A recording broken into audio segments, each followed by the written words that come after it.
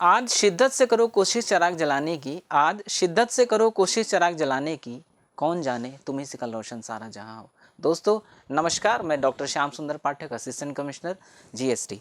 मैं आपके लिए एक बुक के विषय में लेकर आया हूं और ये बुक है बहुत ही प्रतिष्ठित प्रकाशन क्रॉनिकल से उत्तर प्रदेश लोक सेवा आयोग के मुख्य परीक्षा की 5वें और 6ठे पेपर की बुक के संदर्भ में।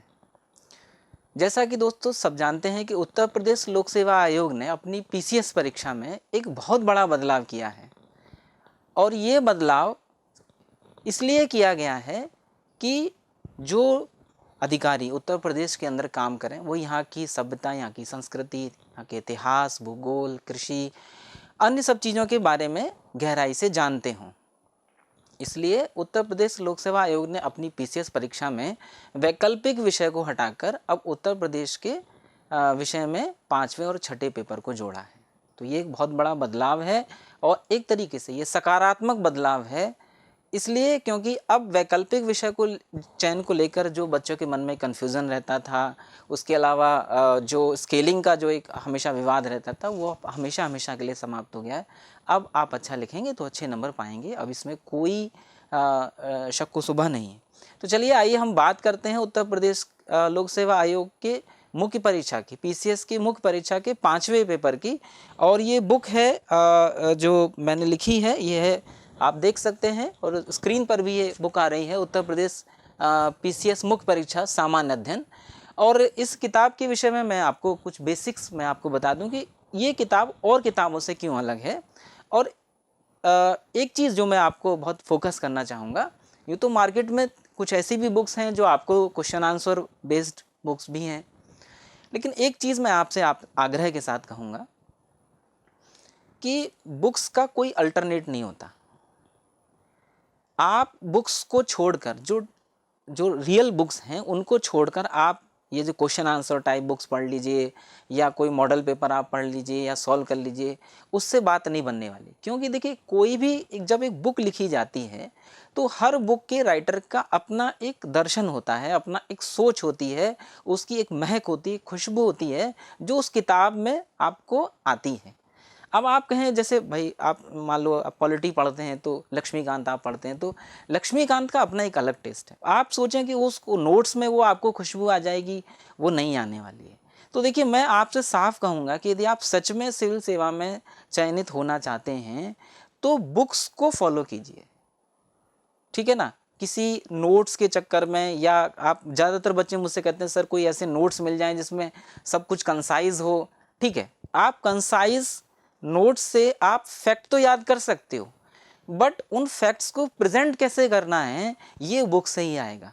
इसलिए दोस्तों जब मैंने इस किताब को लिखा तो इसको क्वेश्चन आंसर फॉर्म की बजाय जैसे ट्रेडिशनल बुक होती है और एक कॉन्सेप्ट को हम डेवलप करते हैं, उस कॉन्सेप्ट को डेवलप करते हुए हमने इस बुक को लिखने का मैंने प्रयास किया है। और जब आप इस किताब को पढ़ेंगे तो आप खुद महसूस करेंगे कि उत्तर प्रदेश के विषय में आपकी सोच में एक बुनियादी फ़र्क आया है। क्वेश्चन आंसर लिखना ये बहुत कठिन कार्य नहीं है। कुछ तथ्य होते हैं और उन तथ्यों के साथ जुड़े हुए कुछ सिद्धांत होते हैं। आपको इस किताब के अंदर दोनों ही चीज़ों का उचित सम्मिश्रण प्राप्त होगा। तो देखिए हम पहले 5th पेपर की हम बात कर लेते हैं। तो 5th पेपर में जो हमारे टॉपिक्स हैं वो बेसिकली इतिहास से जुड़े हुए हैं। तो आपको इसमें जो उत्तर प्रदेश के जो प्रमुख शहर हैं जो ऐतिहासिक महत्व रखते हैं उनका आपको इसके पहले चैप्टर में इसका जिक्र है। उसके अलावा उत्तर प्रदेश की वास्तुकला, उसकी महत्ता, संग्रहालय, अभिलेखागार, इन सब चीज़ों का इसके 2nd चैप्टर में उल्लेख है। 3rd चैप्टर जो वो बहुत ही ज़्यादा इंपॉर्टेंट है कि उत्तर प्रदेश का योगदान 1857 की क्रांति में। तो आप जानते हैं सभी कि उत्तर प्रदेश में ही 1857 की क्रांति मेरठ से प्रारंभ हुई थी। तो आप समझ सकते हैं कि उत्तर प्रदेश का रोल कितना बड़ा है 1857 की क्रांति में। और 1857 की क्रांति से जुड़े हुए लोगों के विषय में सवाल निश्चित रूप से पूछा जाएगा। और इस साल 2023 की मुख्य परीक्षा में जो सवाल पूछा गया था वो भी आपको इसी बुक से मिलेगा, जिसमें एक प्रश्न पूछा गया था कि एक किसान नेता के रूप में बाबा रामचंद्र की उपलब्धियों का उल्लेख कीजिए। तो एक ऐसी हस्ती के विषय में आपसे 1857 की क्रांति से जुड़ा हुआ प्रश्न जरूर पूछा जाएगा और इस किताब के अंदर प्रत्येक उस व्यक्ति का उल्लेख है जिसका 1857 की क्रांति में महत्वपूर्ण योगदान है। इसके अलावा उत्तर प्रदेश के सुविख्यात स्वतंत्रता सेनानी और व्यक्तित्व का इसमें पूरा अच्छे से जिक्र है।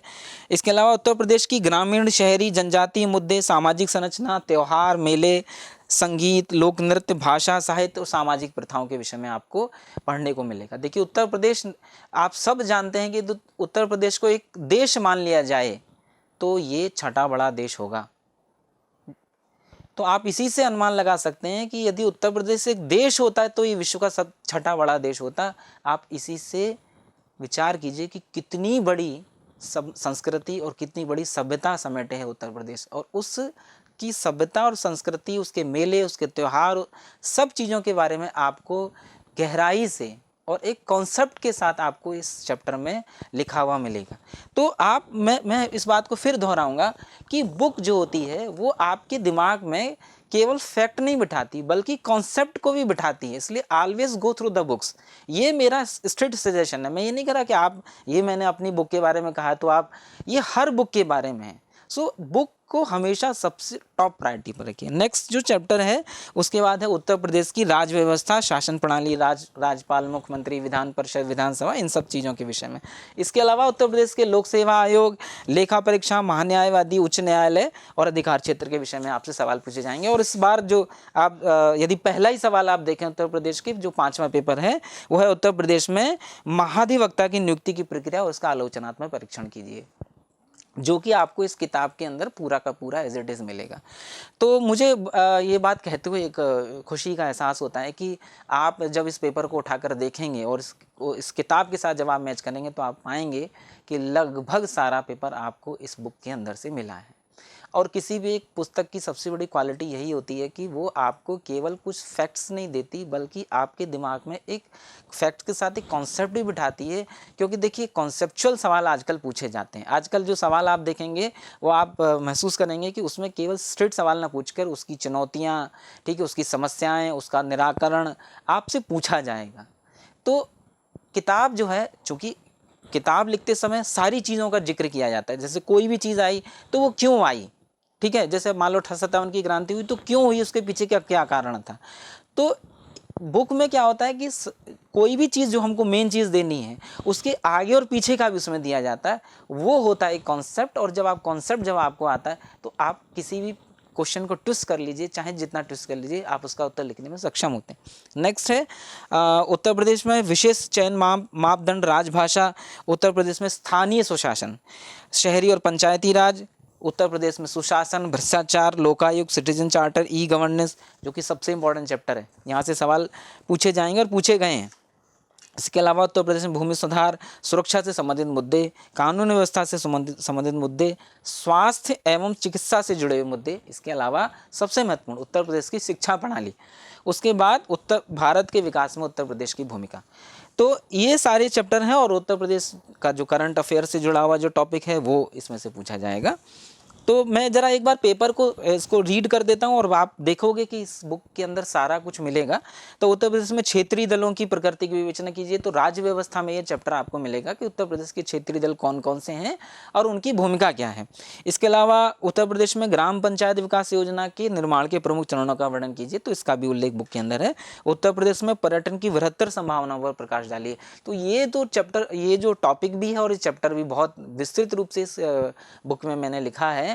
और ये आगे आने वाले समय में, अब जैसे कि आप सभी लोग जानते हैं कि उत्तर प्रदेश में श्री राम जी का भव्य मंदिर अयोध्या के अंदर बन रहा है और अयोध्या एक समय जो आज स्थिति वेटिकन सिटी की है, अब निकट भविष्य में हम देखेंगे कि पूरे भारत नहीं, पूरे विश्व की नज़रें आज अयोध्या के ऊपर हैं और अयोध्या एक ऐसे पर्यटन केंद्र के रूप में उभर रहा है। तो यदि आप देखो निकट भविष्य में उत्तर प्रदेश के अंदर पर्यटन की अनंत संभावनाएं हैं और उत्तर प्रदेश एक हॉट स्पॉट बनने जा रहा है पर्यटन का। तो ये जो टॉपिक है और ये जो चैप्टर है आपको इस में बहुत विस्तृत रूप से मैंने लिखा है, समझाया है और ये पूरा का पूरा आपको इस पेपर किताब में से मिलेगा। इसके अलावा उत्तर प्रदेश की सीमावर्ती क्षेत्रों में सुरक्षा चुनौतियां, तो ये इस बुक में से एज इट इज़ सवाल उठाया गया है। आगरा के स्मारकों की वास्तुगत विशेषताओं की विवेचना कीजिए। आप जब इस किताब का पहला चैप्टर खोलेंगे आपको आगरा के जो वास्तुगत विशेषता हैं, ताजमहल और जो लाल किला, सबके बारे में विस्तृत रूप से इस किताब के अंदर खोल कर समझाया गया है। यदि आपने एक बार भी अच्छे से पढ़ा है तो आप इस प्रश्न का उत्तर बहुत अच्छे से लिखाएंगे। इसके अलावा हड़प्पा सभ्यता से संबंधित पुरास्थलों की पहचान कीजिए। तो उत्तर प्रदेश की जो प्रागैतिहासिक इतिहास है उसमें पूरा इसमें दिया है। असहयोग आंदोलन के दौरान उत्तर प्रदेश की भूमिका की विवेचना कीजिए। जैसा कि मैंने कहा, चौथा जो चैप्टर है 1857 की क्रांति और 1857 की क्रांति से जुड़े हुए व्यक्तित्व, तो ये पूरा क्वेश्चन एज इट इज़ किताब में से आया है।